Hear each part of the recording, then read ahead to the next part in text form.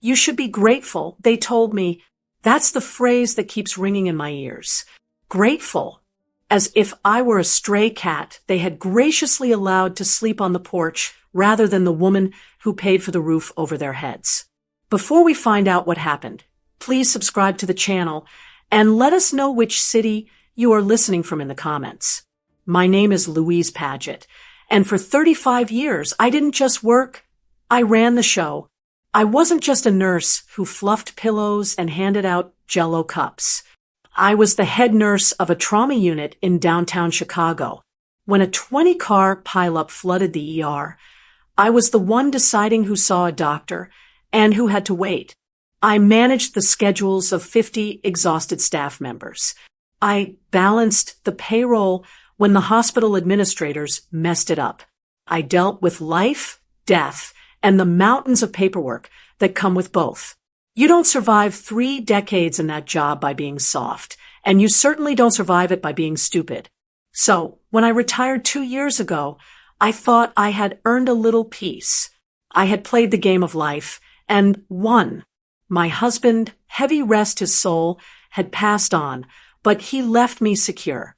We paid off the mortgage on our 4-bedroom house back in 2010. I have a pension that brings in $4,500 a month, regular as clockwork. I don't owe a dime to anyone. I thought that was enough. I thought I was enough. But grief is a tricky thing. It doesn't make you stupid, but it does make you tired. After the funeral, the silence in the house was heavy. I managed the bills, the groceries, and the maintenance just fine, but I did it with a heaviness in my chest. That's when my son, Bradley, and his wife, Jessica, started coming around more often. At first, I was happy to see them. I thought they were coming to check on me because they loved me. I made them pot roast on Sundays. I slipped a little cash into my grandson's birthday cards. I thought we were a family pulling together. I didn't see the sharks circling because they were smiling the whole time. It started small, subtle little comments that chipped away at my confidence. "Mom, did you forget to lock the back door again?" Bradley asked one afternoon. I frowned. "I never leave it unlocked, Bradley. You know that." Okay, he said, holding up his hands in mock surrender. "I just found it open. That's all. Maybe it slipped your mind. You have been through a lot lately." He said it so gently, with such concern in his eyes, that I actually checked the lock 3 times that night. Then it was Jessica. We were sitting in the kitchen having coffee, and she noticed a stack of mail on the counter. "Oh, Louise, look at all this," she sighed, picking up a utility bill. "It must be so overwhelming to keep track of all these due dates. My mom missed a payment last month, and they almost shut her power off. The late fees were astronomical. I have a system, Jessica," I said, though I felt a twinge of defensiveness. "I write everything on the calendar." "Of course you do," she said, patting my hand like I was a toddler who had drawn a nice picture. "But systems fail, especially when we get a bit older. Everything is digital now, Louise. Paper trails are so messy. You don't want to accidentally lose your credit rating because a letter got lost in a pile, do you? They planted the seeds day by day. You're tired. You're forgetting things. The world is too fast for you. We just want to help." The breaking point of my resistance wasn't a big explosion. It was a Tuesday afternoon. I was staring at a bank statement that looked different than usual. The bank had updated their layout, changing where the transaction codes were. The font was smaller. The columns didn't line up the way I was used to.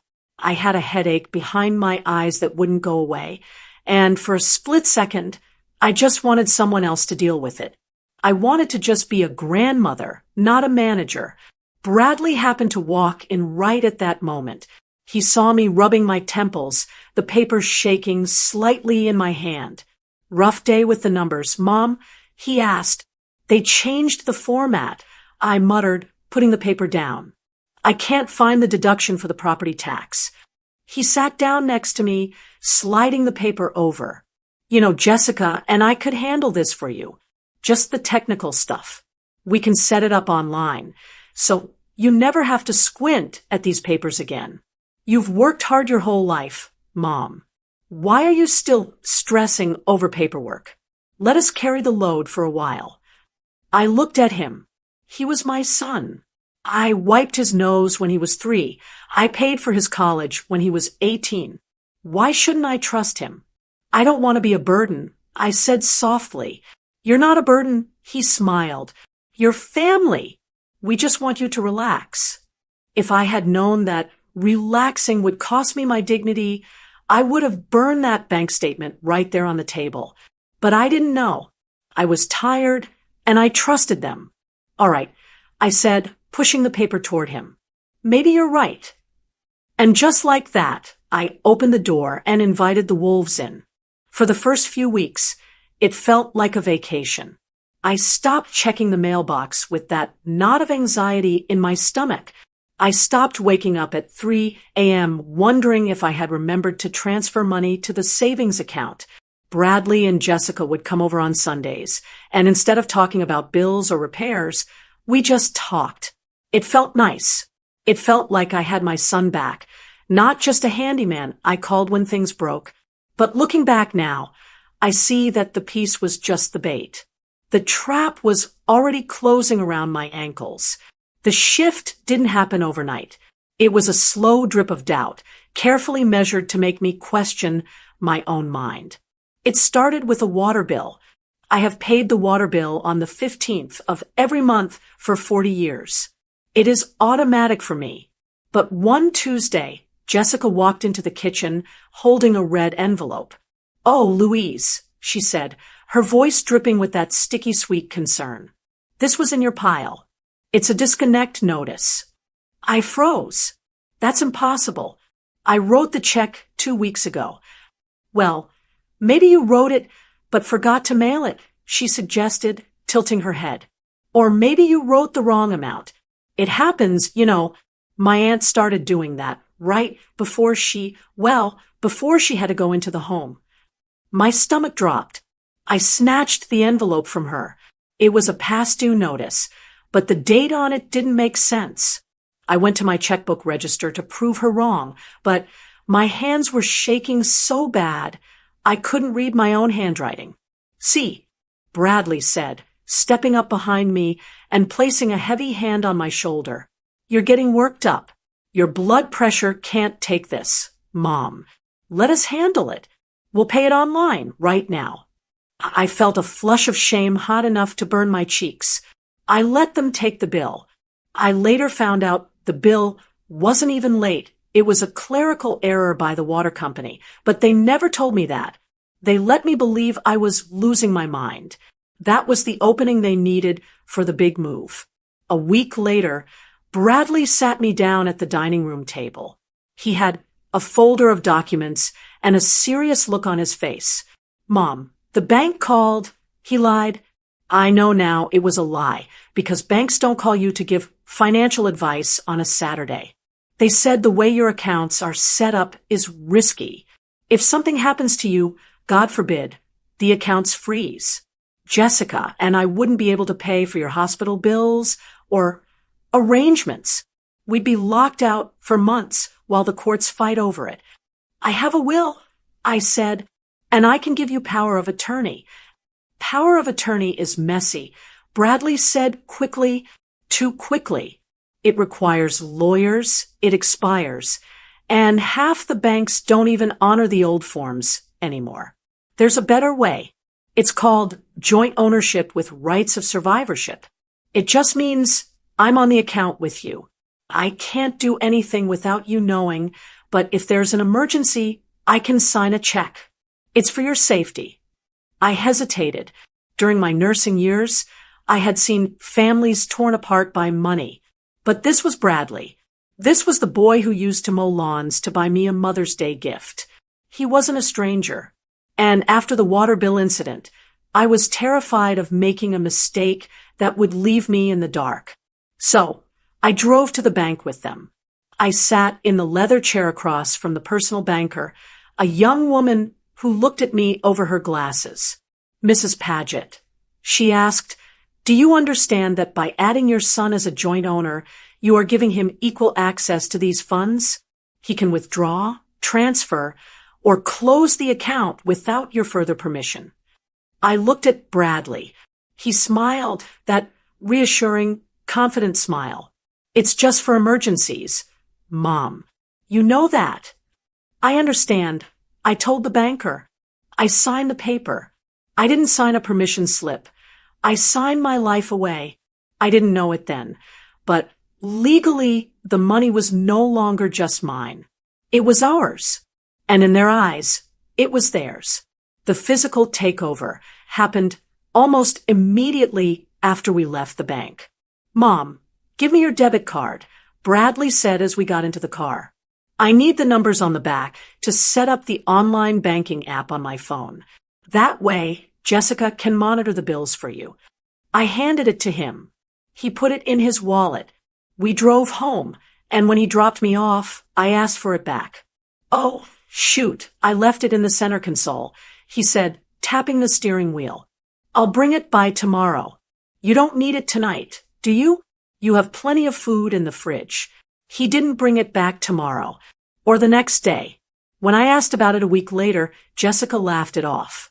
"Louise, why do you need the card? We're doing the grocery shopping for you now, remember? It's safer this way. You hear about these scammers stealing card numbers at gas pumps every day.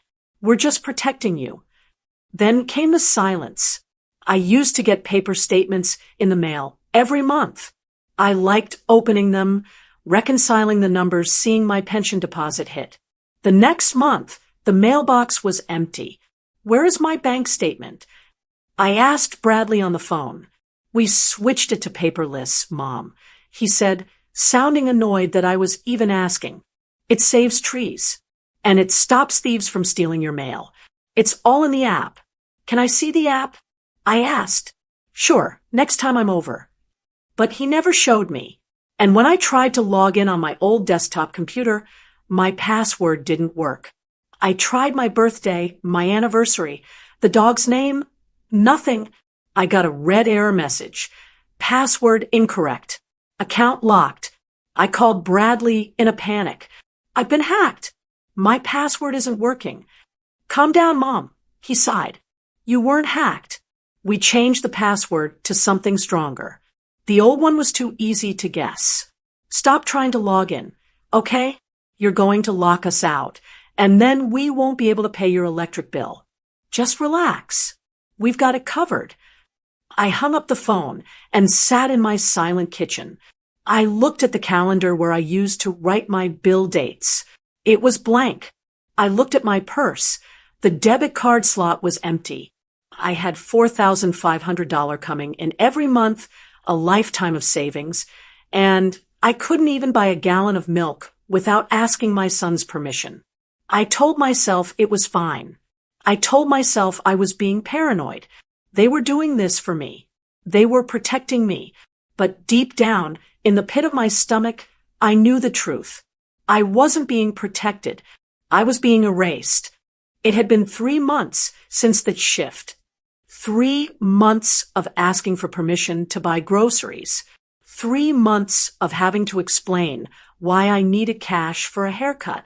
I felt like a teenager grounded by her parents. Except I was 72 years old and spending my own money. The breaking point arrived on a rainy Thursday in November. My grandson, Leo, Bradley and Jessica's boy, was turning 10 the following week. Leo was a sweet boy, obsessed with space and rockets. I had been planning for months to get him a specific telescope set I had seen in a catalog. It was a serious piece of equipment, not a toy costing about $180. I knew he would love it. I knew it would be the kind of gift he'd remember when he was my age. I waited until Bradley and Jessica came over for their usual Thursday check-in, which was really just them raiding my pantry and checking if any mail had slipped through their digital blockade. They were sitting at my kitchen island. Jessica was scrolling through her phone, tapping away with perfectly manicured nails. Bradley was eating an apple he'd taken from my fruit bowl. Bradley, I started trying to keep my voice steady. Leo's birthday is coming up. We know, Mom, he said, crunching into the apple. We're having a party at the pizza place on Saturday. You're coming, right? Of course I'm coming. But I need to buy his gift. I want to get him that telescope set I told you about. It's at the hobby shop downtown. I paused, taking a breath. I need my debit card to go get it. The room went quiet. The tapping on Jessica's phone stopped, but she didn't look up. Bradley chewed slowly, swallowing before he spoke. A telescope, he asked, frowning. Mom, that sounds expensive. Does a 10-year-old really need that? He'll probably break it in a week. He won't break it. I insisted. He's a smart boy. And it's my money, Bradley. I want to spend it on my grandson. Jessica finally looked up. She let out a short, sharp laugh, like a bark. Louise, you really don't need to go all out. We got him a video game. He'll be fine with that. Besides, do you really want to drive all the way downtown in this weather? It's slippery out there. I am perfectly capable of driving to the hobby shop, I said, my voice rising just a notch. Please, just give me the card for the afternoon. I'll bring it right back with the receipt. Bradley sighed. It was a long, heavy sigh, the kind a parent gives a child who is begging for candy before dinner. He reached into his pocket. My heart leaped. I thought he was going to hand me the card. Instead, he pulled out his wallet and opened it. He thumbed past a stack of 20s and pulled out a single $50 bill. He placed it on the granite counter and slid it toward me with 2 fingers. We don't think you need to be spending hundreds on toys, Mom, he said calmly. It's not prudent. You're on a fixed income, remember? My fixed income is $4,500 a month, I said, staring at the bill. I have plenty of money, and we want to keep it that way. Jessica chimed in, going back to her phone. Retirement homes are expensive, Louise. We're saving for your future. Bradley tapped the $50 bill. Take this. Get him a nice book or maybe some socks. He needs socks. This should be enough for your little treats. Your little treats. The words hung in the air like smoke. My pension, money I earned working double shifts in the ER, money I saved by skipping vacations and cooking at home, was now an allowance, a little treat. I looked at the $50. I wanted to scream. I wanted to throw the apple at his head.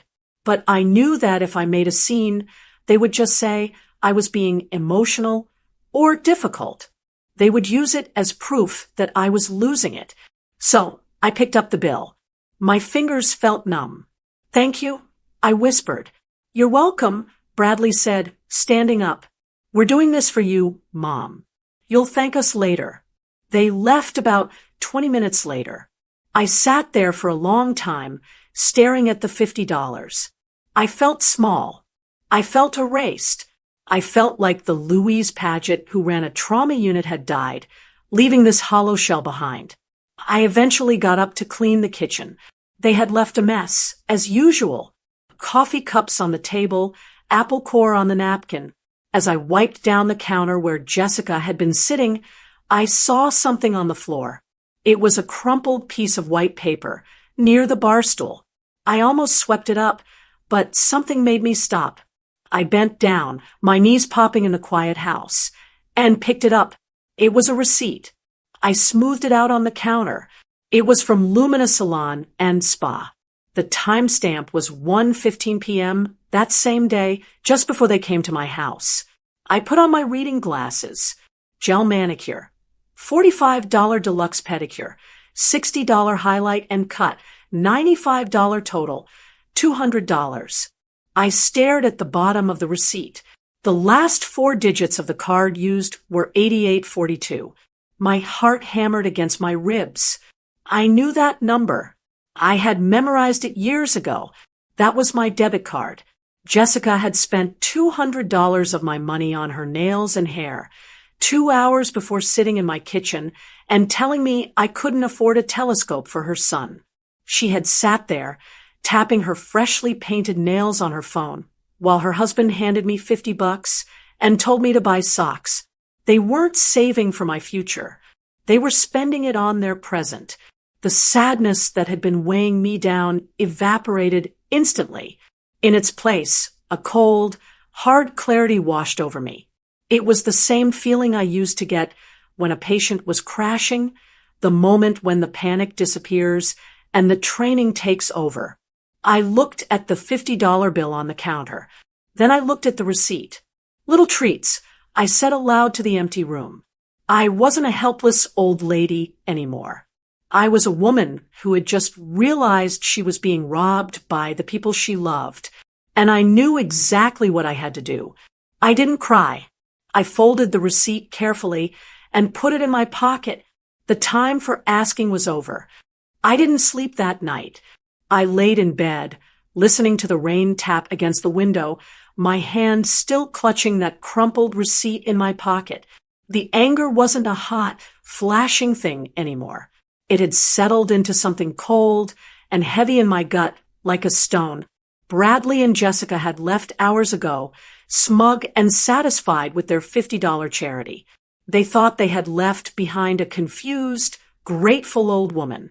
They had no idea they had just woken up the head nurse. When the sun finally came up on Friday morning, I waited.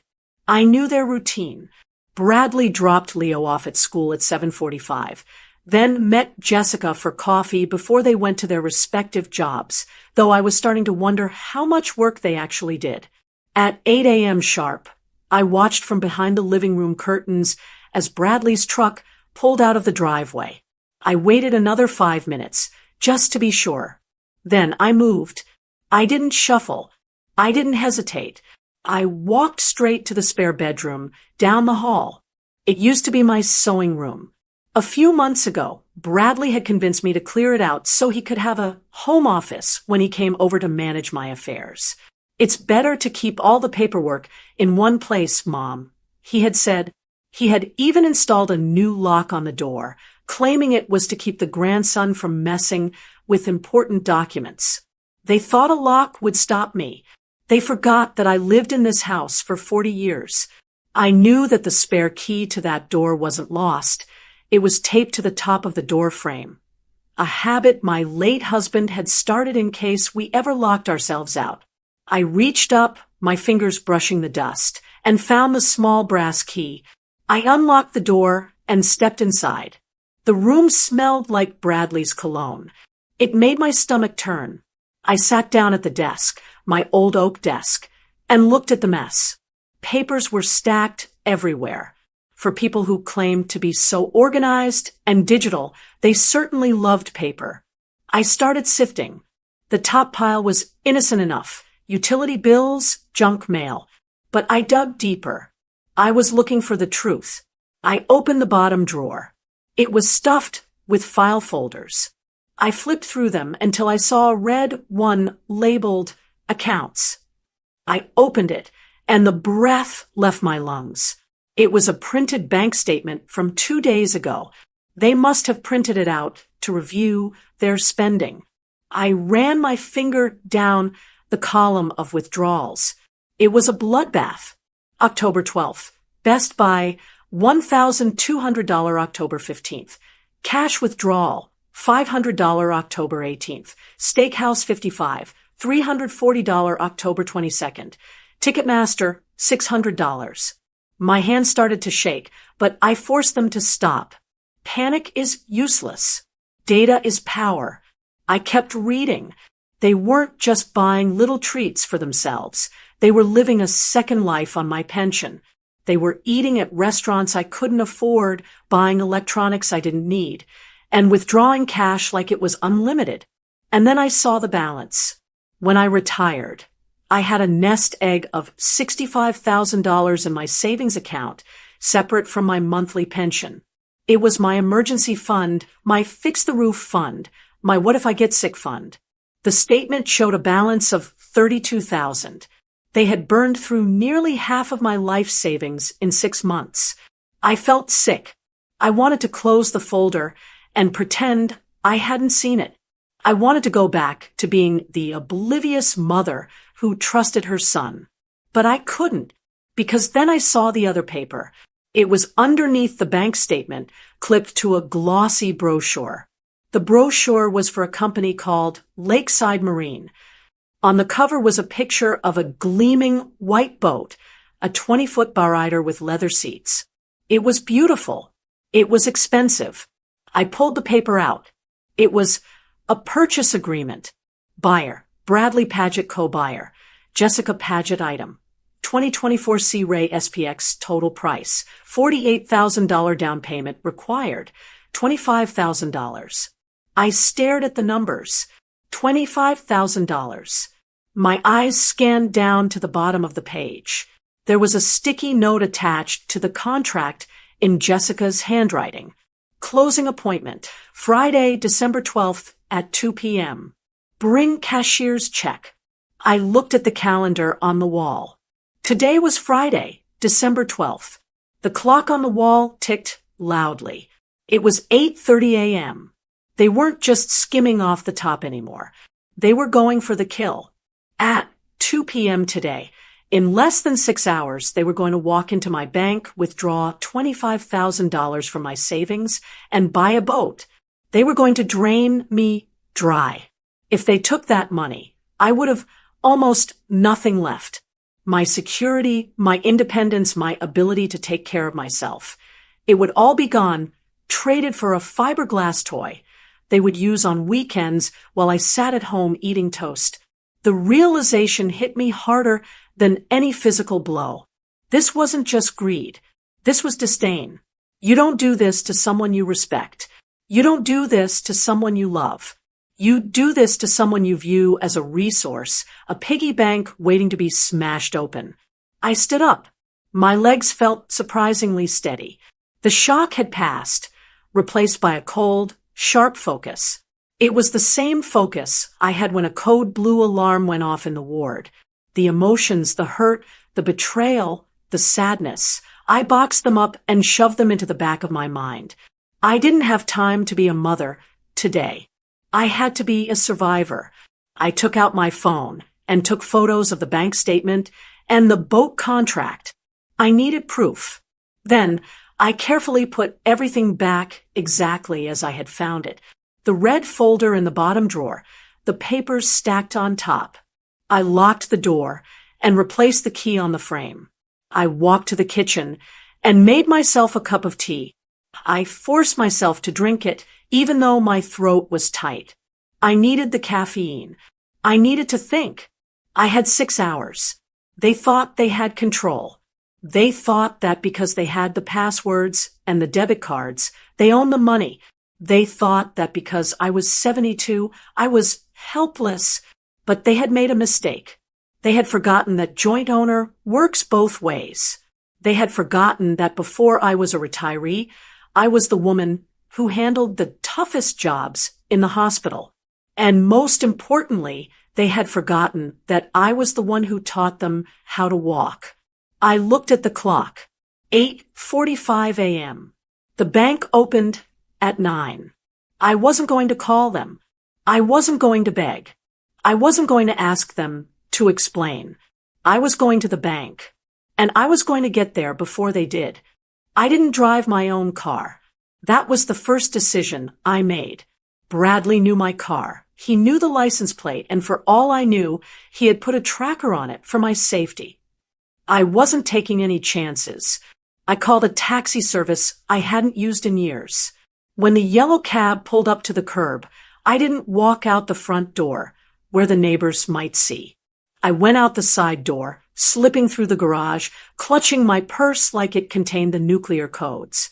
"Where to, ma'am?" the driver asked.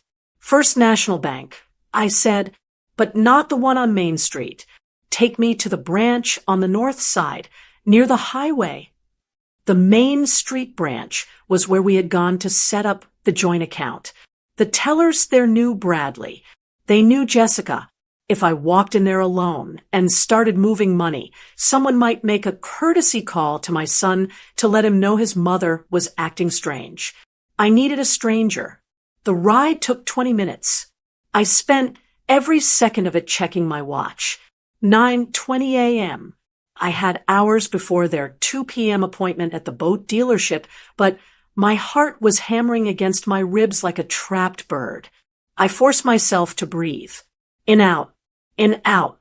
I had managed 4 lines in moving ambulances. I could handle a bank teller. I walked into the branch. It was quiet, smelling of stale coffee and carpet cleaner. I walked straight to the desk of a personal banker, a middle-aged man with a nameplate that read, Mr. Henderson. How can I help you today, Mrs. Paget? I said, sitting down and placing my ID and the debit card, the one I had reported lost and requested a replacement for weeks ago without telling them, on the desk. I need to make some significant changes to my accounts today, Mr. Henderson, and I need to do it quickly. He typed my name into his computer. I see you have a checking and a savings account here, joint with a Bradley Paget. That is correct. I said, I am the primary account holder, and he is the joint owner. I understand that as a joint owner, I have full rights to access, withdraw, or close these accounts without the other owner's permission. Is that correct? He nodded slowly. That is correct, ma'am. Joint tenancy with rights of survivorship allows either party to act fully on the account. Good, I said. I would like to open a new account. A private, individual checking account. Sole ownership. No joint access. No beneficiaries listed at this time. He started the paperwork. It took 15 minutes of typing and signing. I read every document twice. I wasn't signing anything blindly ever again. The new account is open, Mr. Henderson said finally. How would you like to fund it? I want to transfer funds from the joint savings and the joint checking, I said. I sat up straighter. I want to transfer everything. He paused, his hand hovering over the mouse. Everything, ma'am? You want to close the joint accounts? No, I said, do not close them. If you close them, it sends a notification to the other owner immediately. I don't want that. I leaned in closer. I want you to transfer exactly $31,950. Leave exactly $50 in the checking account. Mr. Henderson looked at me over his glasses. He looked at the balance on the screen, then back at me. He didn't ask why. He was a banker. He had probably seen divorces and family feuds play out across this desk 1,000 times. $50 remaining, he repeated. Very well. And Mr. Henderson, I added, this is the most important part. I need you to disable the overdraft protection on the joint account. Completely turn it off. Are you sure? He asked. If a charge comes through that is larger than the $50 balance, it will be declined immediately. The bank won't cover it. I am sure, I said. That is exactly what I want. If anyone tries to spend $51, I want that card to decline. I watched him click the mouse. Click. The money moved. Click. The overdraft was disabled. In a matter of seconds, the $32,000 that Bradley and Jessica were planning to use for their boat down payment vanished from their reach. It was safe in my new account, under a new number that only I knew. Is there anything else? Mr. Henderson asked, handing me my receipt. Yes, I said. I need a new debit card for my private account, and I need you to block my online banking access for the next 24 hours. Say it's a security reset. If anyone asks. I walked out of the bank 10 minutes later. The sky was still gray, but the air felt lighter. I felt lighter. I took the taxi back to a coffee shop a few blocks from my house and walked the rest of the way, checking to make sure Bradley's truck wasn't in the driveway. It was empty. I let myself in, hung up my coat, and destroyed the taxi receipt. Then I set the stage. I went into the bathroom and splashed water on my face. I didn't put on makeup. I put on my old bathrobe, The one with the frayed collar that Jessica always said made me look ancient. I went to the kitchen, made a cup of tea, and sat in the living room with the lights off, just waiting. Around noon, my phone rang. It was Jessica. "Louise," she sounded rushed. "Bradley and I are grabbing lunch near the dealership. We were going to swing by and pick you up so you can be part of the surprise we told you about. The boat. They wanted me there to watch them spend my money." "Oh, Jessica," I said, making my voice sound thin and scratchy. "I don't think I can make it. I've had this terrible migraine since you left. I'm just lying here in the dark." "Seriously?" She didn't sound concerned. She sounded annoyed. "It's kind of a big day, Louise." "I know, I'm sorry," I said. "I just need to rest my eyes. You two go ahead. Have fun." "Fine," she huffed. "We'll come by afterwards to show you pictures. Bye." She hung up. I sat back in the recliner and took a sip of my tea. It was the best cup of tea I had ever tasted. They were at lunch. They were celebrating. They were probably drinking champagne, toasting to their new boat, to their cleverness, to the easy money they had siphoned from the old lady. I looked at the clock. 12:15 p.m. They had less than 2 hours until they tried to swipe that card. They were walking into a buzzsaw, and I was just sitting here waiting for the sound. I wasn't the victim anymore. I was the one holding the remote control, and I was going to enjoy the show. The house was quiet. It was the kind of deep, heavy silence you only get when the television is off and the appliances aren't running. I sat in my recliner with a fresh cup of tea, steam rising in a thin, gray ribbon. I wasn't reading. I wasn't knitting. I was just watching the clock on the mantel. It was 1:55 p.m. 5 miles away, at Lakeside Marine. I knew exactly what was happening. I could picture it as clearly as if I were watching a movie. Bradley and Jessica would be pulling into the lot right about now. They wouldn't park in the back. Bradley would park his truck right up front, taking up 2 spaces, eager to show that he was a man of means. A man about to buy a $48,000 boat. They would be walking into the showroom, the smell of fiberglass and money in the air. Jessica would be wearing her big sunglasses, acting bored but secretly thrilled. Bradley would be shaking the salesman's hand, probably gripping it a little too hard, acting like a big shot. I took a sip of tea. It was Earl Grey, smooth, calming. At 2 p.m., the salesman, let's call him Gary, would be sitting them down at his glass desk. He'd have the paperwork fanned out. The Sea Ray brochure would be right there. They would sign the papers with a flourish. They wouldn't even read the fine print. They never did. They just wanted the keys. "All right, folks," Gary would say, tapping the payment terminal. "We just need that down payment to finalize everything. $25,000 as discussed." This was the moment. Back in my living room, the grandfather clock chimed the hour. Bong, bong. At the dealership, Bradley would be pulling out his wallet. He wouldn't be nervous. Why would he be? For 6 months, that card had been a magic wand. He waved it, and gas went into his tank. He waved it, and steaks appeared on his table. He waved it, and my money became his money. He would slide the card into the chip reader with a smirk. "It's a big purchase," he'd probably tell the salesman, laughing. "Hope your machine can handle it." He would wait. Jessica would be looking at her phone, mentally picking out cushions for the boat deck. Transaction declined. I imagined the look on Bradley's face. A flicker of confusion. Not panic yet, just annoyance. "Must be the chip," he'd say. "It's a new card. Just run it again." The salesman would smile politely, reset the machine, and ask him to insert it again. Bradley would shove it in harder this time, tapping his foot. "Declined." "That's ridiculous," Bradley would snap. I knew his temper. When things didn't go his way, he got loud. "There is over $30,000 in that account. I checked it myself 2 days ago. Your machine is broken. I can try entering the numbers manually, sir, the salesman would offer, his smile getting a little tight. Do that. And hurry up, we have a dinner reservation. They would try it manually.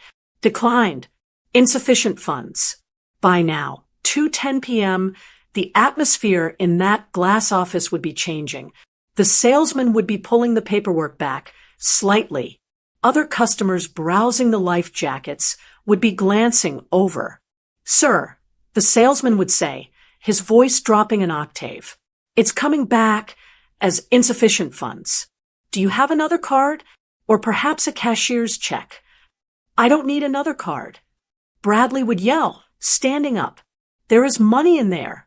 I'm calling the bank right now to straighten you people out. This was the part one had counted on.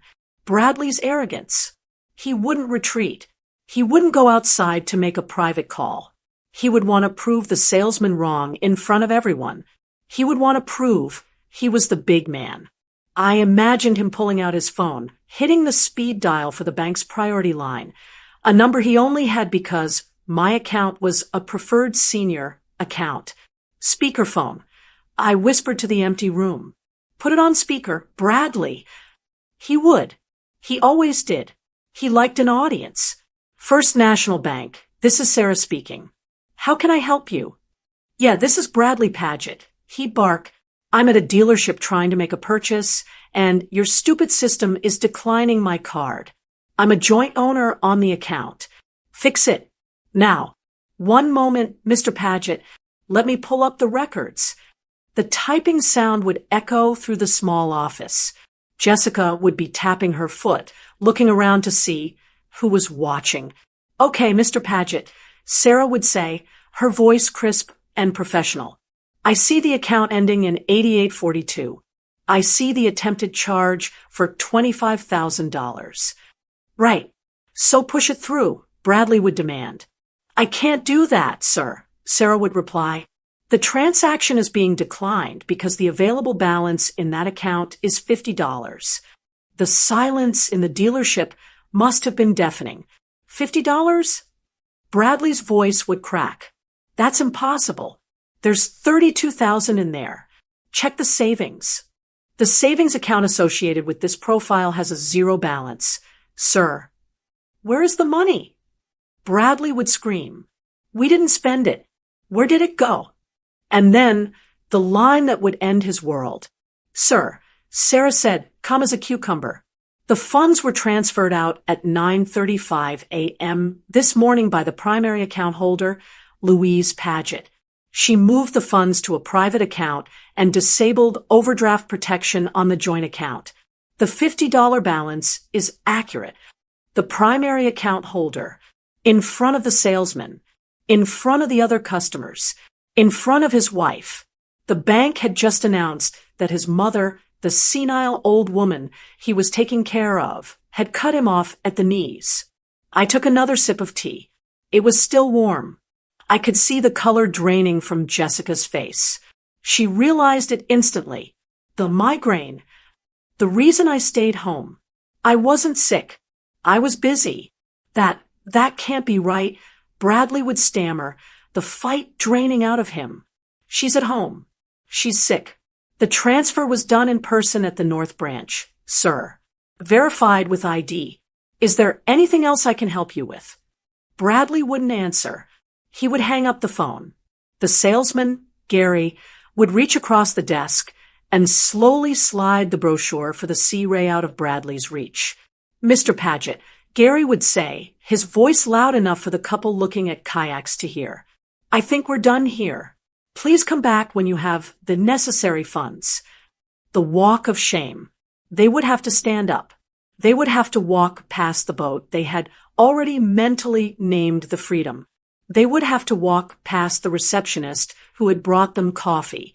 They would have to walk out the double glass doors into the gray afternoon, knowing that everyone inside was whispering about them. They had walked in as wealthy boat owners. They were walking out as two broke con artists who had been outsmarted by a grandmother. I set my teacup down on the saucer. Clink. The clock struck 2:30 p.m. They would be in the truck now. Bradley would be slamming his hands against the steering wheel. Jessica would be screaming. They would be driving fast. They would be coming here. I stood up and smoothed the wrinkles from my bathrobe. I walked to the hallway mirror. I looked at myself. I didn't look like a victim. I didn't look like a little old lady. I looked like a woman who had just cleared a blocked airway. I went back to the living room and sat down. I picked up a magazine, Better Homes and Gardens, and opened it to a random page. I heard the tires screech in the driveway. I heard the car doors slam. I took a deep breath. The trap had snapped shut. Now, I just had to wait for the catch to come in and see what they had to say. I turned the page. I was ready. The front door didn't just open, it exploded inward. It hit the stopper with a crash that rattled the family photos in the hallway, followed immediately by the heavy, stomping boots of my son. "Mom!" Bradley screamed. It wasn't a greeting. It was a roar. I didn't jump. I didn't scramble to hide. I stayed exactly where I was in my leather recliner, my hands folded over the magazine in my lap. I watched them storm into the living room like a hurricane. Bradley's face was a color I had only ever seen on patients having a cardiac event, a deep, blotchy purple. Jessica was right behind him, her mascara smudged, looking less like a fashion plate and more like a cornered animal. "Where is it?" Bradley shouted, standing over me, his chest heaving. "What did you do?" "The bank said you moved the money. They humiliated us, Mom, in front of the whole dealership." "Lower your voice, Bradley," I said. My tone was conversational. The same voice I used to tell a doctor he was prescribing the wrong dosage. "I am sitting right here. I am not deaf." "Don't you tell me to lower my voice," he spat, pacing the rug. "You have no idea what you just did. We had a deal. We had the paperwork signed. Do you know how stupid we looked when that card declined? Do you? I imagine you looked quite foolish," I said calmly, "especially when they told you the balance was $50. Jessica stepped forward, her hands trembling. "Louise, this isn't a game. You're confused. You don't understand how banking works anymore. You probably pressed the wrong button or transferred it to some scammer. We need to fix this right now. Where is the money? Did you put it in cash? Did you hide it?" She was still doing it. Even now, with the evidence staring her in the face, she was trying to play the senile old lady card. She thought if she said it with enough conviction, I would believe her and hand over the keys. "I didn't send it to a scammer, Jessica," I said, looking her dead in the eye. "I moved it. I opened a private account this morning, an individual account. Just me." You can't do that," Bradley stammered, stopping his pacing. "I'm a joint owner. That money is ours. Joint ownership with rights of survivorship." I corrected him. "I read the contract. Bradley, just like I read the boat contract you tried to hide in my sewing room. Either owner has full access. You used your access to drain my savings for 6 months. I used my access to take back what was left." The room went deadly silent. The air conditioner hummed. Bradley looked at Jessica, then back at me. The realization was finally hitting him. I wasn't confused. I knew about the boat. I knew everything. "We were doing that for you," Bradley lied, though his voice lacked the usual confidence. "That boat, it was an investment. For the family, for you to enjoy on weekends."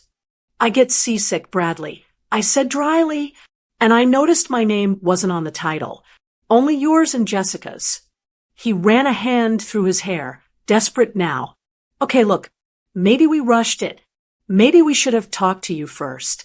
I'm sorry, okay? But you can't just hoard that money. We have a deposit down. If we don't pay by 5 o'clock, we lose the boat and the holding fee. Just write us a check. We'll pay you back. I promise." "Yeah, Louise," Jessica chimed in, trying to force a smile. We're family. Don't be spiteful. Just give us the card back, and we can forget this whole ugly afternoon happened. They were standing there, hands out, expecting me to fold. They expected the mother who cooked Sunday dinners and knitted sweaters. They expected the grandmother who just wanted everyone to get along. I reached down to my purse, which was sitting on the floor beside my chair. Bradley's eyes lit up. He thought I was reaching for the checkbook. He thought he had one. I opened the clasp. I didn't reach for the checkbook. I didn't reach for the new debit card. I reached into the small side pocket where I kept my loose cash. I pulled out the single, crisp $50 bill Bradley had handed me 2 months ago. The bill he had peeled off his roll of stolen money while his wife laughed at me. I stood up.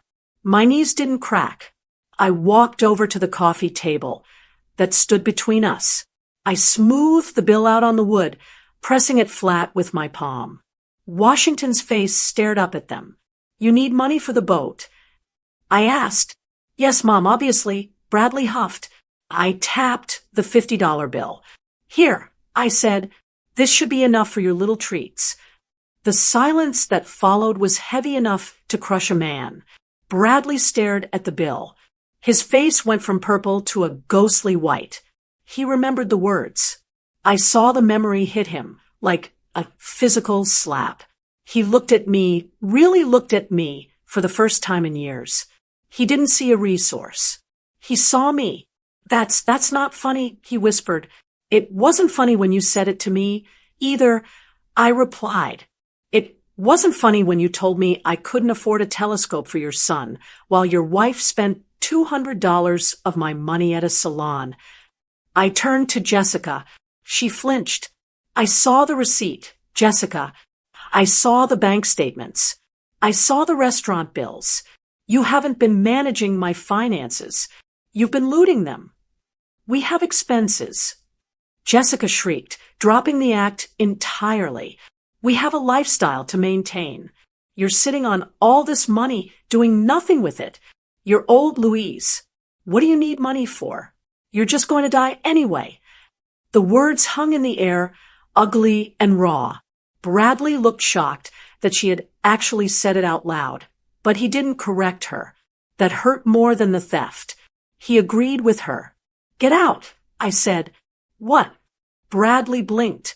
I said get out. Not just of this room. Out of this house.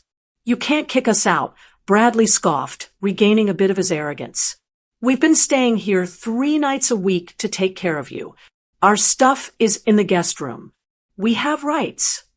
You have no rights, I said, walking to the mantel and picking up a white envelope I had prepared while they were at the dealership. This is my house. The deed is in my name. The mortgage is paid by me. I handed him the envelope. This is a formal notice to vacate, I said. I printed it off the state legal aid website. You have 30 days to remove your clothing, your toiletries, and that ridiculous exercise machine you never use from my guest room. If you are not gone by January 12th, I will have the sheriff remove you for trespassing. Bradley held the paper like it was burning his fingers. Mom, you're evicting us? Over a boat. Over a misunderstanding. It's not about the boat, Bradley, I said, my voice finally wavering with the weight of the heartbreak. It's about the fact that you looked at your mother and saw a bank account. You took away my dignity for $50. I walked to the front door and opened it wide. The cold afternoon air rushed in. And one more thing, I said as they stood there, stunned and motionless. I have an appointment with my attorney on Monday morning. I'm updating my will. I suggest you start saving that allowance I just gave you. You're going to need it. Bradley looked at the $50 on the table, then at me. He didn't pick it up. He turned around, grabbed Jessica by the arm, and walked out the door. I watched them get into the truck. I watched them back out of the driveway. I watched them drive away. I closed the door and locked it. I slid the deadbolt home. It was the most beautiful sound I had ever heard. The weeks following the reckoning were quieter than I expected, but it was a different kind of quiet. Before, the silence in my house felt like loneliness. Now, it felt like peace. It felt like freedom. Bradley and Jessica didn't give up immediately, of course. For the first few days, my phone buzzed constantly. There were long, rambling texts from Bradley about how family sticks together and how they were just trying to help me invest. There were tearful voicemails from Jessica blaming the stress of her job for her behavior. They even sent Leo over with a handmade card that I suspected Jessica forced him to draw. I hugged my grandson, gave him a cookie, and sent him home. But I didn't answer the texts. I didn't return the calls. I had spent 35 years listening to people's excuses in the emergency room. I knew the difference between a mistake and a character flaw. What they did wasn't a mistake. It was a choice. On Monday morning, just as I promised, I met with my attorney. It took about an hour to undo the damage they had tried to cause. I revoked the previous will. I set up a trust for Leo that he can access when he turns 25, skipping his parents entirely. Bradley and Jessica won't see a dime of the house, the savings, or the pension. My lawyer did the math for me. Between the value of my home, my investments, and my remaining life expectancy, Bradley and Jessica effectively threw away an inheritance worth over $500,000. They lost a fortune because they were too greedy to wait and too arrogant to respect me. They traded a lifetime of security for a boat they didn't even get to buy. A month later, I stood in the driveway. The winter sun was bright. I held my car keys in my hand. For 6 months, they had told me I was too old to drive. They said my reflexes were shot. They said the roads were too dangerous. I unlocked the door, sat in the driver's seat, and turned the ignition. The engine purred. I adjusted the mirror. I didn't feel confused. I didn't feel frail. I felt like Louise Paget. I drove to a little bistro downtown to meet two of my old nursing friends, Sarah and Martha. We ordered wine. We ordered the expensive salads. We laughed until our sides hurt about the good old days in the trauma unit. When the check came, Martha reached for her purse, but I was faster. I pulled out my new debit card, the one with my name and only my name on it. "I've got it," I said, handing it to the waiter. "Oh, Louise, you don't have to," Sarah protested. "I insist." I smiled. "I'm celebrating." "Celebrating what?" Martha asked. "My independence," I said. The waiter brought the receipt back. I signed it with a flourish. No permission asked. No text message sent to my son for approval. No $50 limit. It was a small moment, just paying for lunch, but it tasted sweeter than the wine. I drove home that afternoon, taking the scenic route. I thought about what Bradley had said that day in the kitchen. "You should be grateful." He was right in a way. I am grateful. I am grateful I found that receipt on the floor. I am grateful I walked into that sewing room. I am grateful that the fog of grief finally lifted enough for me to see the wolves sitting at my kitchen table.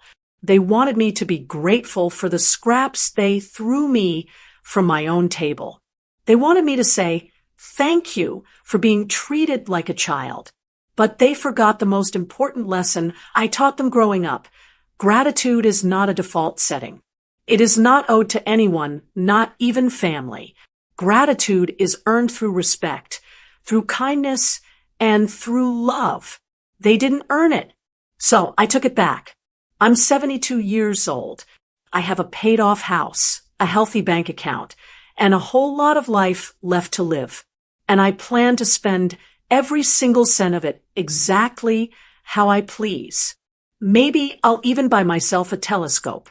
After all, I can afford the little treats. Did you like the story? And which city are you listening from? Let's meet in the comments.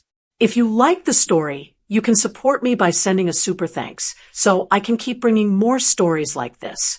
Thank you so much for your sweet support. I'm looking forward to your comments on the story. On the screen, you can see 2 new life stories that I highly recommend. There's so much more on my channel. Don't forget to subscribe. See you in the next life story.